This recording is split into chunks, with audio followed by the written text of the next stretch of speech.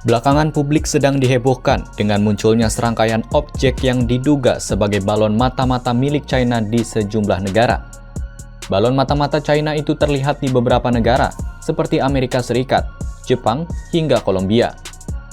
Amerika Serikat menjadi negara pertama yang melaporkan munculnya sebuah objek yang diduga sebagai balon mata-mata China itu.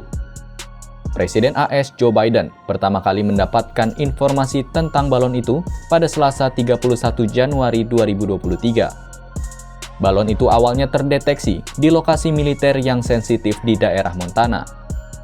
AS awalnya tidak ingin menembak objek tersebut karena takut membahayakan orang-orang yang berada di darat. Namun karena dianggap sebagai sebuah ancaman, Biden akhirnya memerintahkan pihaknya untuk menembak jatuh balon tersebut. Hingga pada Sabtu 4 Februari 2023, militer AS mengerahkan jet tempur F-22 untuk menembak jatuh balon mata-mata China itu di atas Samudra Atlantik. Dalam pernyataan terbarunya, Joe Biden menyatakan tidak akan meminta maaf kepada China atas penembakan balon tersebut.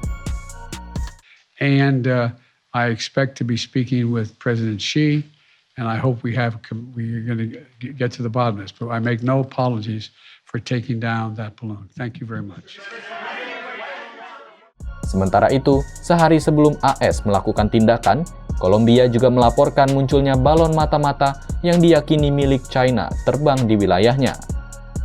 Angkatan Udara Kolombia mengatakan, objek dengan karakteristik mirip balon terdeteksi pada Jumat 3 Februari 2023. Meski begitu, Kolombia tidak melihat benda itu sebagai sebuah ancaman bagi keamanan nasional, pertahanan, atau keamanan penerbangan. Namun, Angkatan Udara Kolombia tetap melakukan penyelidikan dan berkoordinasi dengan negara serta lembaga lain untuk mengetahui asal-usul objek tersebut.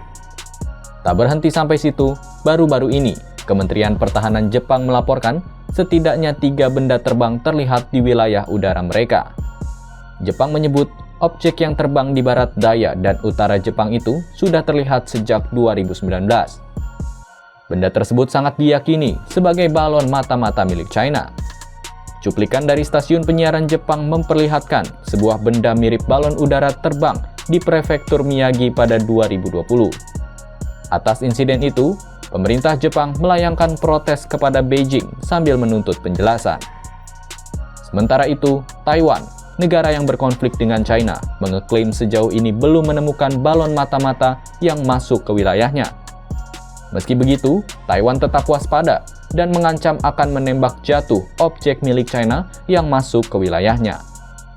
Di sisi lain, China membantah bahwa balon yang terlihat di wilayah Amerika Serikat sebagai mata-mata. China mengeklaim balon itu merupakan kendaraan udara sipil yang digunakan untuk penelitian, terutama tujuan meteorologi. Balon itu disebut masuk ke wilayah AS secara tidak sengaja lantaran terbawa angin.